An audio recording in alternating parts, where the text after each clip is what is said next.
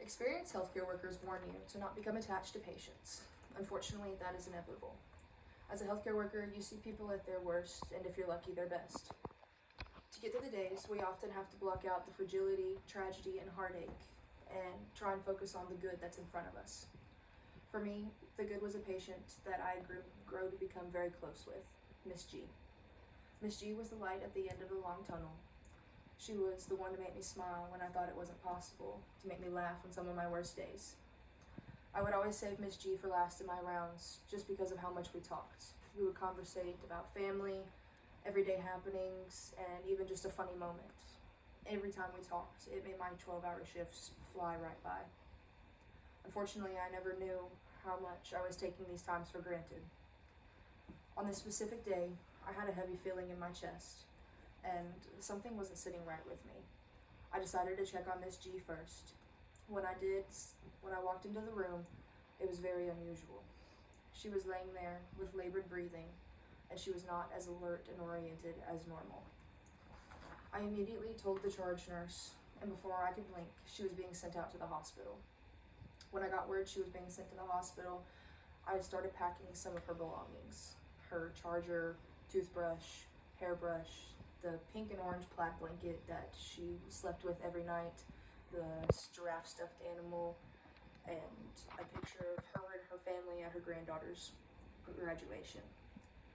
I placed all of these items into a bag I found buried deep in the closet.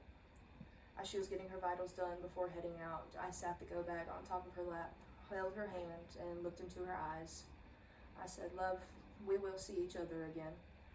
And when we do, I will be waiting right here for you." I didn't realize that this time holding her hand was the last time that I would hold the real Miss G's hand. 3 weeks and 4 days passed when I got word that she was returning, and I immediately rushed to the facility. When I got there, there was such an emotional toll of what I was witnessing that my body came to a halt. I left the room and hid in the supply closet for about 7 minutes. I wiped my tears and returned to the room to finish what I had started. When I walked in, all I saw was her mouth wide open, gurgling noises, her new feeding tube, listening to her whining for help repeatedly, and then I saw it. I pulled back the blanket and her leg. It was amputated below the knee. "Oh, Miss G," I said as I rubbed her hair out of her face. "It's okay, my love. You are here now. I'm right here," like I said. I asked her to open her eyes so I could see her beautiful face. "Okay," she whined very pitifully. I was so proud of her when she opened her eyes. You might not think it's much, but for somebody like this, it means everything. Nothing felt real at all at this point. At this moment, I was overcome with the realization of how unpredictable life can be. It wasn't just about this one patient. It was about the change that can drastically happen just for the average person. The feelings of shock, sadness, and guilt rushed through my head. What should I have done differently? Could I have done anything? Was there anything I could have done to prevent this? These phrases continued through my head on a daily, even while I was trying to sleep. This experience not only impacted the way that I do my job and care for my patients, but how I interact with people in the daily life. Every human interaction is important, whether positive or negative. Every smile, act of kindness, lesson learned, and conversation is something to be remembered.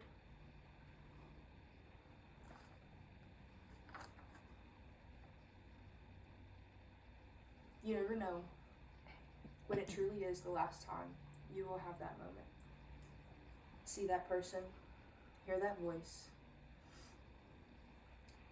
feel that feel. This tragedy taught me to be more appreciative and proactive in other people's lives who are in mine, and to never, ever take the normal days we are for granted.